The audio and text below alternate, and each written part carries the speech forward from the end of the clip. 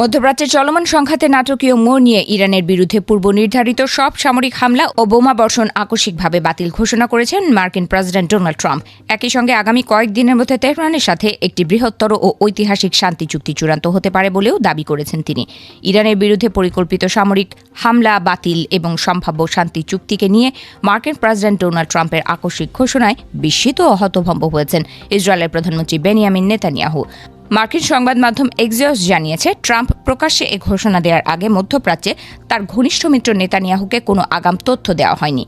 বৃহস্পতিবার রাতে নিজের সামাজিক যোগাযোগ মাধ্যম ট্রুথ সোশ্যালের এক পোস্টে ডোনাল্ড ট্রাম্প ইরানের ওপর মার্কিন ইসরায়েলি যৌথ বিমান হামলা বাতিলের ঘোষণা দেন। ট্রাম্প বলেন, ইরানের সঙ্গে আলোচনার গতিধারা সর্বোচ্চ পর্যায়ে পৌঁছেছে। তেহরানের শীর্ষ নেতৃত্ব একটি খসড়া রূপরেখা চুক্তি অনুমোদন করেছে। এরপরে ট্রাম্প সেদিন সন্ধ্যাতেই ইরানের ওপর পরিকল্পিত সব ধরনের বোমা বর্ষণ ও মিসাইল স্ট্রাইক বাতিল করার নির্দেশ দেন। এছাড়া ট্রাম্প দাবি করেন, ইরানের সঙ্গে আলোচনার অংশ হিসেবে বিশ্বব্যাপী তেল সরবরাহের অন্যতম প্রধান রুট হরমুজ প্রণালী বাণিজ্যিকভাবে পুনরায় খুলে দেওয়া হবে। পাশাপাশি ইরানের পারমাণবিক কর্মসূচিকে কেন্দ্র করে একটি 60 দিনের বিশেষ আলোচনা প্রক্রিয়া শুরু হবে। ট্রাম্পের দাবি, ইরান কখনোই তাদের বহুল প্রতীক্ষিত পারমাণবিক অস্ত্র তৈরি না করার শর্তেও রাজি হবে।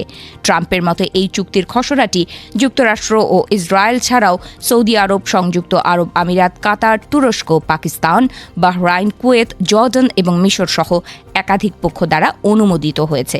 তবে চুক্তিটি চূড়ান্ত না হওয়া পর্যন্ত ইরানের ওপর অবরোধ বহাল থাকবে।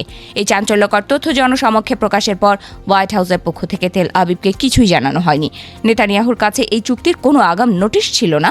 ট্রাম্পের এই একতরফা শান্তিবাদী পদক্ষেপে তিনি চরম বিস্ময় প্রকাশ করেছেন।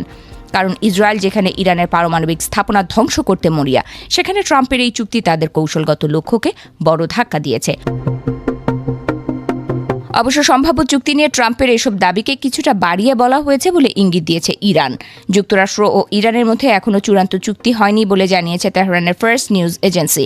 তারা বলছে, দুই পক্ষের মধ্যে আলোচনা মূলত হরমুজ প্রণালী খুলে দেওয়া এবং মার্কিন ব্লকেট বা অবরোধ প্রত্যাহারের জন্য একটি প্রাথমিক সমঝোতা স্মারক। এমনকি ইরানের পারমাণবিক কর্মসূচি এবং বাণিজ্যিক নিষেধাজ্ঞা সম্পূর্ণ তুলে নেওয়ার জন্য ভবিষ্যতে ইরান ও যুক্তরাষ্ট্রের মধ্যে আরও আলাদা আলোচনার প্রয়োজন হবে।